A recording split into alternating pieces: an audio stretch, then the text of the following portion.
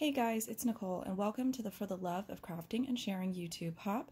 For April's theme, I challenged everybody to basically use scraps, and basically it was more of an intentional pulling out of scraps, and I told them basically it can be anything from using them to make a couple embellishments or your entire layout. For me, I went with my entire layout. This is going to be the last layout that I am using the Simple Stories collection for. I probably could have gotten another one or two layouts done, but I feel like I'm just done using it, and I think it's because I'm sort of excited for the products that I bought to do the next one with. So I kind of have that going on in my brain. So I feel like 11 total layouts, a mixture of single and double page layouts for me, and staying focused on something that long was a success. I hope you guys enjoyed kind of watching my process of working through a big collection kit like that. I know everybody kind of has different styles, different methods of using things up. Some people will use everything down to the last tiny detail.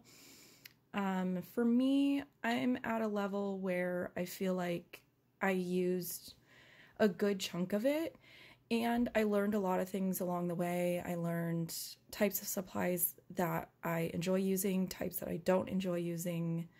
You know, I made sure to mix it up with sketches, kind of doing my own thing.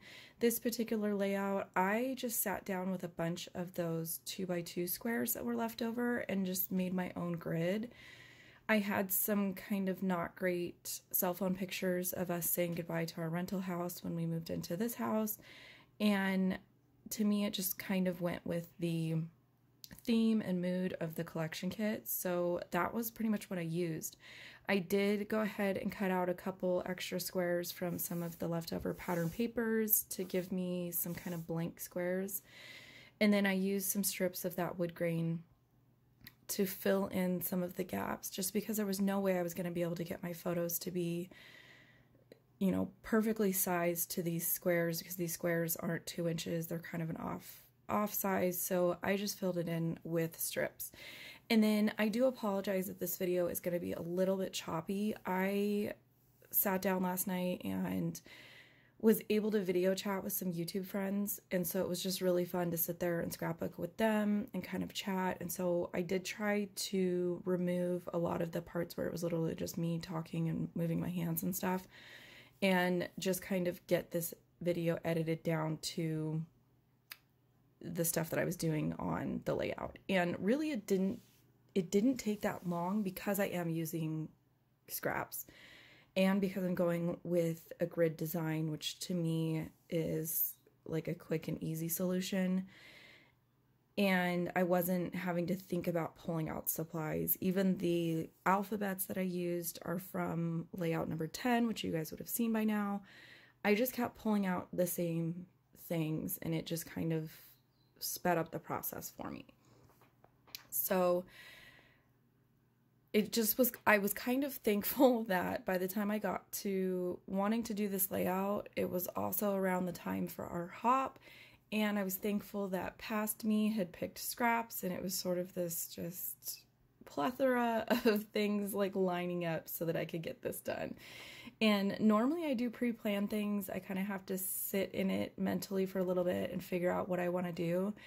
But this one, I was just sitting and talking to friends and just turning everything off, you know, that's going on, and didn't really have a game plan. Just kind of went with it. And I really ended up liking the finished product.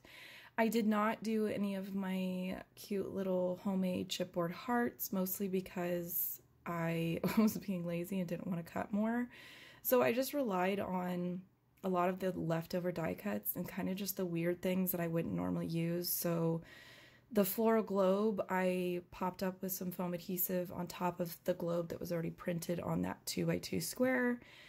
I did some like tone on tone embellishments. So like one of the squares that was the darker pink, I found a darker pink lamp and a darker pink phrase sticker. Same thing with one of the yellow ones on the bottom. I used up one of the yellow heart stickers and a yellow phrase sticker. and just kind of went with, you know, knowing that it was the last layout that I was going to do, I just went with the ones that I liked. I didn't really pay a whole lot of attention besides, did I like it? Did it fit?